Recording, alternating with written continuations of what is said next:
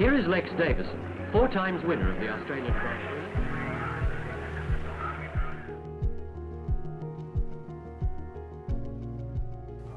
Well, Richard, Will, it's so wonderful to be able to catch up here at Longford Pub, a place that holds so much significance, not just in Australian motor racing, but to the Davison family, because of course this is the Lex Davidson bar. Your father and your grandfather, who was synonymous, he was a 4-time Australian Grand Prix winner and such a big character in motor racing back in the 50s and 60s. Just tell me what it means to the both of you to be able to come here to see all of this memorabilia, but I guess to relive the history. There's so many big names that came to race here at Longford, and he was part of all of that.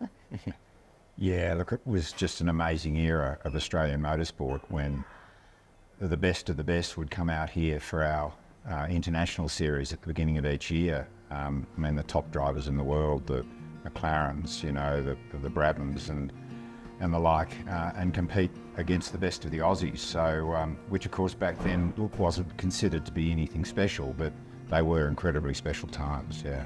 And just your intro then just sent shivers up my spine, I've got to tell you. It's First time we've sat here together. It is, yeah. Better get a brandy. Yeah, better order the brandy. There's a couple of good stories there. Yeah.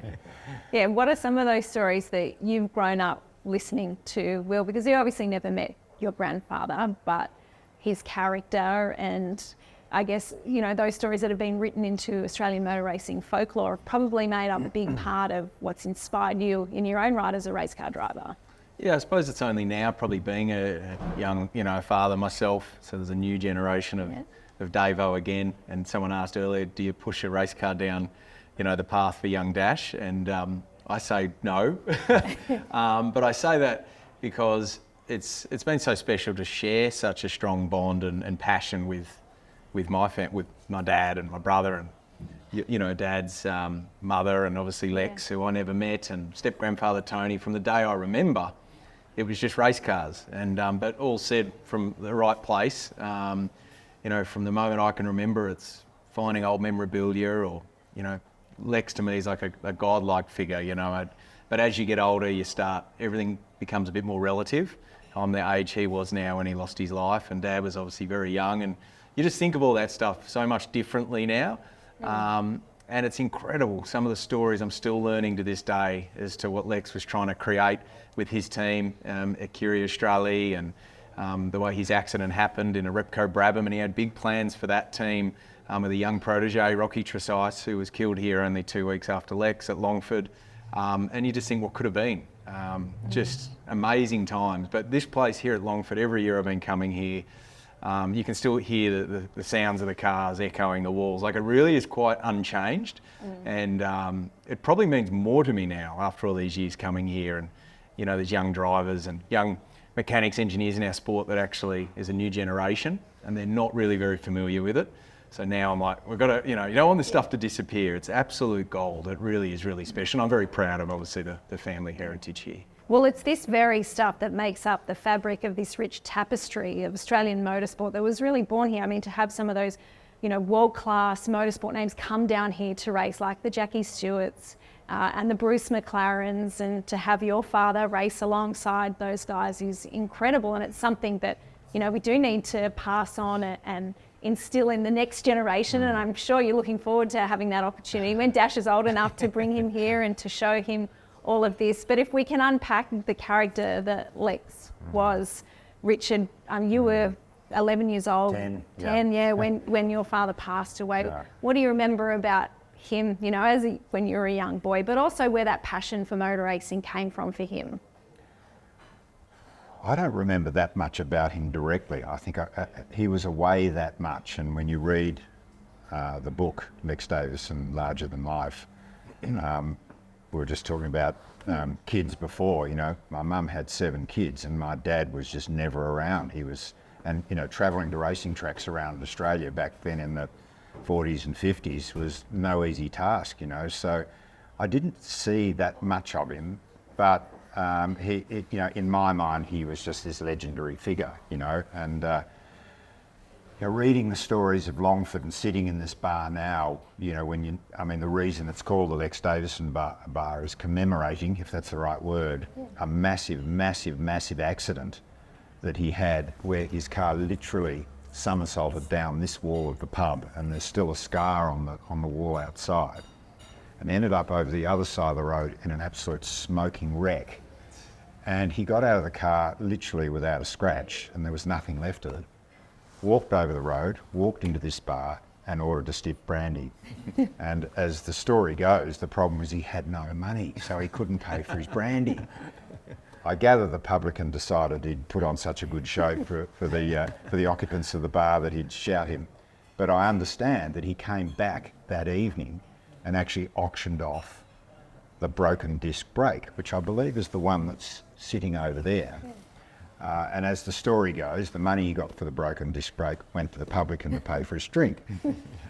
But the story goes on. So the following year, he arrived down here and walked into the pits. And I think this tells you a bit about the character of the guy, with pound notes pinned to his overalls.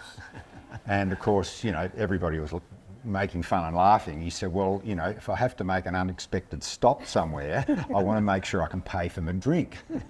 Sure enough, he was running third in the Grand Prix behind Bruce McLaren and Jack Brabham, and he ran into gearbox trouble. And lo and behold, where did the car come to a grinding halt? Right there. So he walked into the bar, but this time with pound notes in his hands and a shout at the entire bar, which of course everybody was pretty happy about. And then Bruce McLaren then went on to win that Grand Prix, stopped outside the pub here, and there is a wonderful photo somewhere. Lex straddled over the back of his car and he hitched a ride back to the pits on the back of Bruce's car. Don't think we'd get away with that. But that's just so quintessentially Australian, isn't it? To come in here and shout the bar and celebrate. I think you'll have to do that when you win down the road. I'd love to. Let's bring the Longford track back, the revival. I don't know. It's maybe an opportunity there. But I reckon there could be. We've got to be, obviously mindful of the heydays, and I think we're probably pie in the sky stuff there. But what a story that'd be. But it's pretty cool, isn't it, to sit in this very spot and look out in the window and know that those guys were ripping through here, top speed. It was an incredible time, an incredible era. Oh, and crazy, there's the Mad Mile, I think it was called. The Magic Mile. The Magic Mile, the main straight. There's another wonderful photo of Lex with beside David Mackay, and they're literally doing 180 miles an hour, wheel to wheel, which is close to 300 Ks, and all you see beside them is telephone poles and fences and and ditches and things, and that's what these guys drove in. And you get in. They had lift then, not downforce. I think they did, yeah. Well, I think that's what caused the accident. Yeah, but, all the accidents then over the rises. But I guess that sometimes we get into an old car and you wonder how on earth they did it. But at the end of the day, that's what they knew. That car was the state of the art. It was so much better than the old one. But it is pretty crazy when you look back on it. But there's some amazing photographs that are showcased here at the Longford pub, but also that you've shared with me. Was there a lovely one of your brother Chris here with Lex as well? It was a real family affair. Yeah, well, there always seemed to be some sort of incident down here at Longford. And what did he say to Chris when he ran over? He wasn't too sympathetic, was he? No, well, Chris. Kids, wasn't it?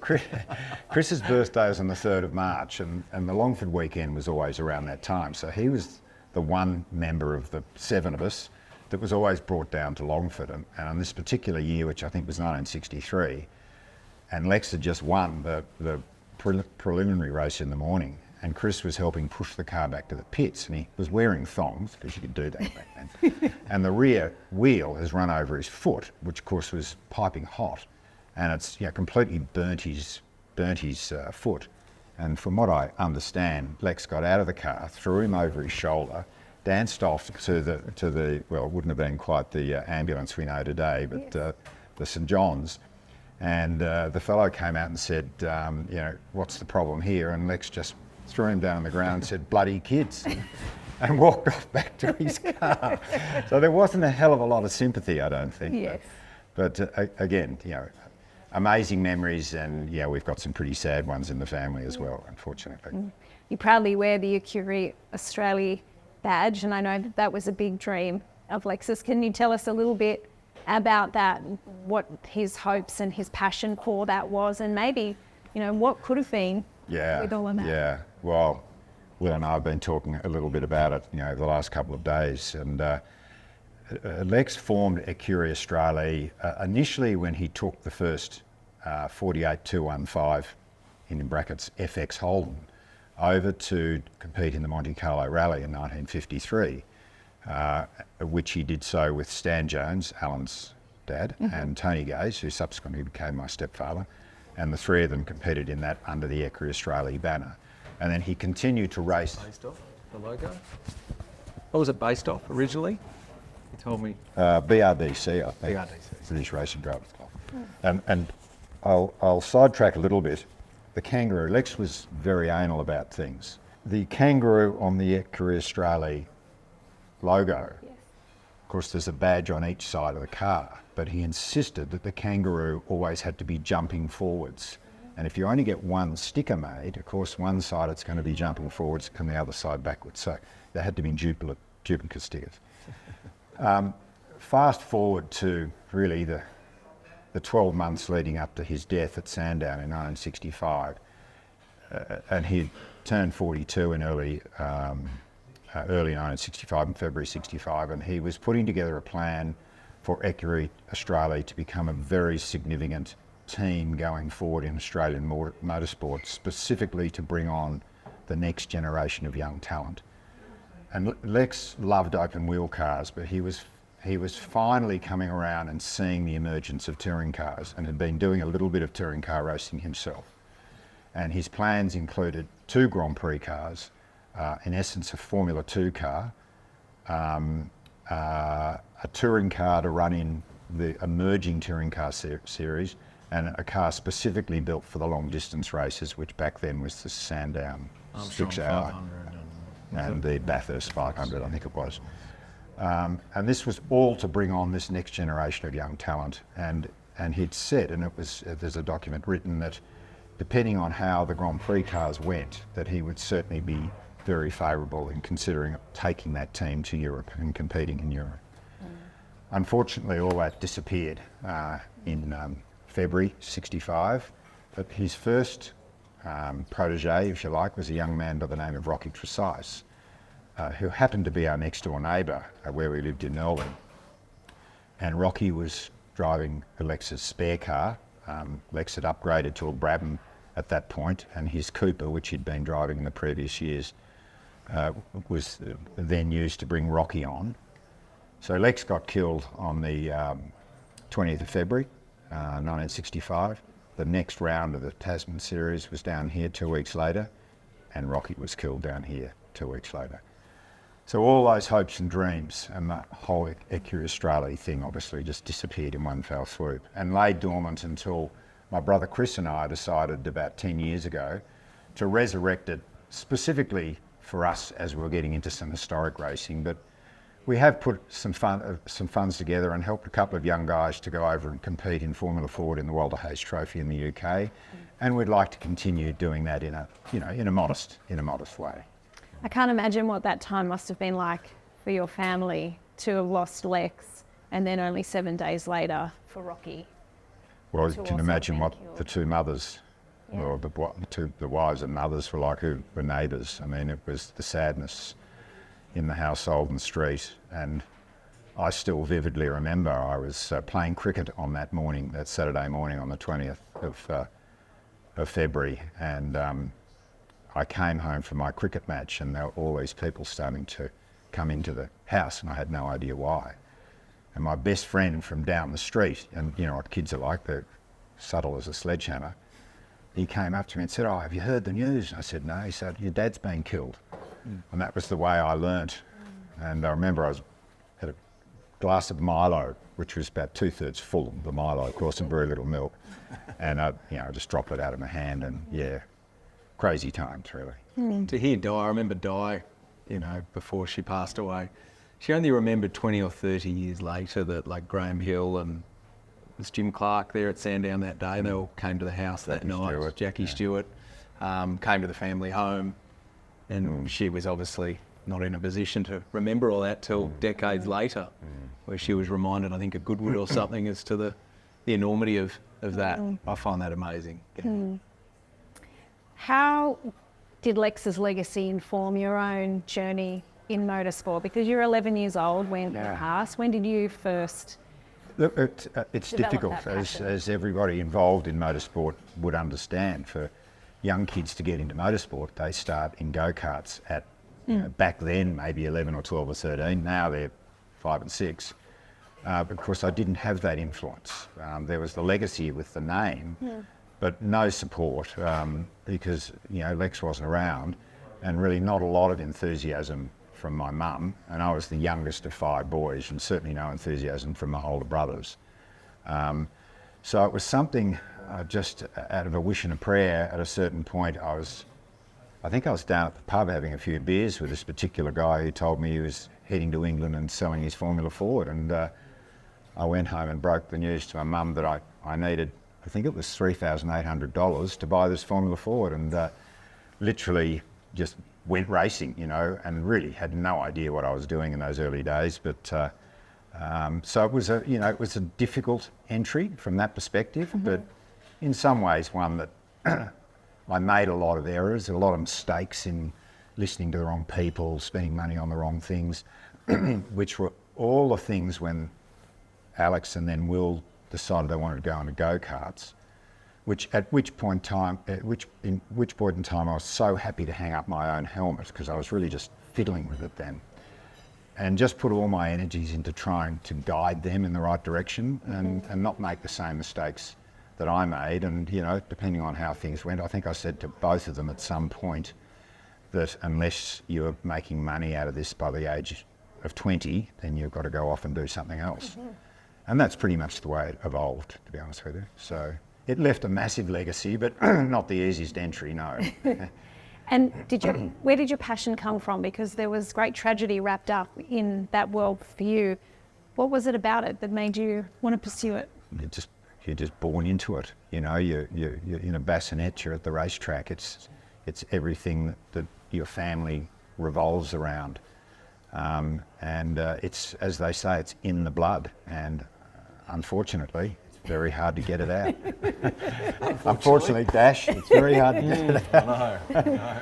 Well, it's interesting then to flip the coin from your point of view and how your family legacy has informed your own journey with motor racing. Why did you want to go racing, and what was it about what you knew about your dad's journey, but also what you knew about your grandfather that gave you the taste for it? Yeah, I think when you look back, and it's something I still try and, for what I can pass on or instill in young drivers now is, times have changed, social media, the showbiz of Formula One, and a lot of people are very much fixated on the end goal now and the lifestyle and the glitz and the glam, and it's certainly very much not the case. The road to the top is fickle, very, very tricky, particularly this day and age, very expensive. But ultimately, if the passion's there and the love to just get in your go-kart and go racing, and I think back to those days then, the obsession about my go-kart or winning or racing, the nerves for a club championship or a national title in karts far outweighed, I shouldn't say far outweighed, but they're so pure, the racing there, that you got no other stress in your life. You don't worry about what you're going to do for a living, or and that's what it needs to be. And you're not thinking too far ahead. And then step by step, the hurdles become greater and the challenges become very real when you want to become a professional. But if the love's there, the passion's there, you just work so hard, you go above and beyond, you walk over hot coals to get where you want to go. And it's a rocky road, but the love's got to be there to just do the basics. And really that's what it's all about, is going racing and loving it. And hopefully things can fall into place. You can play your cards right as things get more serious, if you've got the ability and the want to work hard and you've got the skill and to win. I have very specific memories of Will.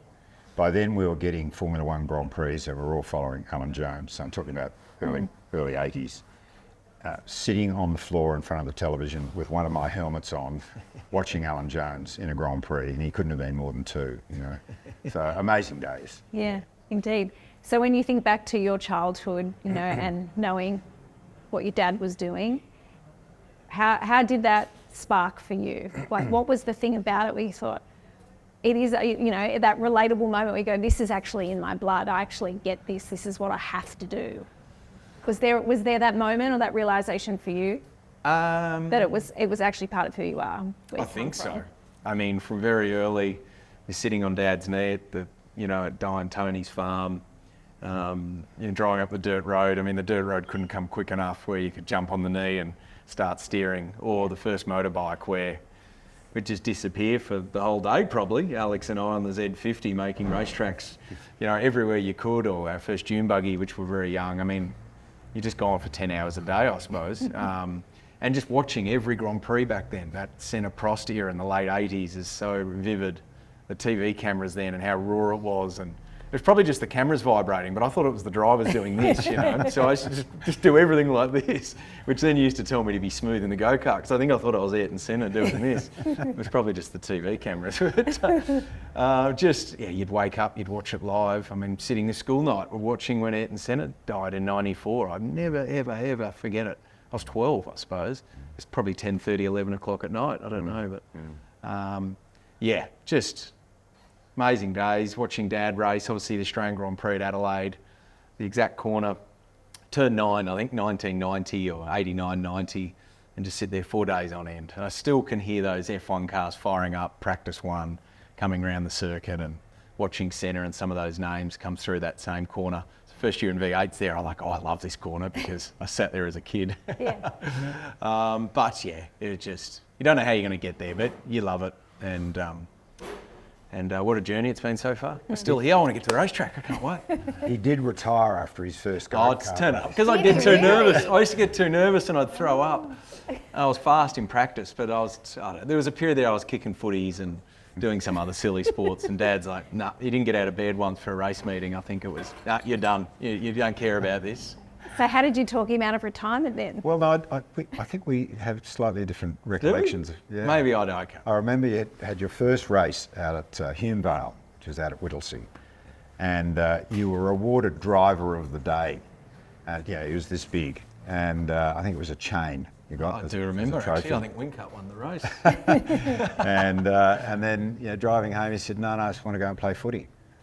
But Alex was then quite serious with his go-kart, and I still have vivid memories, because he still wanted to play his cricket and his footy, that we'd be sitting beside the footy oval or the cricket oval with the car and the go-kart trailer on the back, and then waiting for Will to finish his match so he could then come out and join us. And eventually he just said, no, I want to do it now. You didn't believe me. I do vividly remember the night. I said, I need to go-kart racing. And you're like, I don't believe you. And I think walking around the house with a helmet on.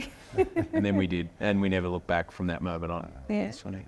And how much more meaningful has this journey been given the family history and legacy? I'd imagine how much this would mean if it wasn't passed down from Lex and that legacy that he carved out all those years ago in the 50s and 60s. I don't think you will ever replicate, and it's only now that it's truly apparent, and it's nothing personal. You're never going to replicate those years, and it's only become apparent now. The people involved and the drivers involved and the like, from the war era, and just the incredible men and women of that time. And the reason they went racing is just fabulous. The stories you hear of whether you're the legend of the era like Lex, but all the amateur racing and the amateur motorsport, and everyone was there. It's sort of a bit like historic racing now when you go to a paddock. It's very refreshing because it's pure as you like, and everyone reminiscing and going racing, trying to build a fast car, and just to try and reflect on that's important. But if you can bring a small amount of that forwards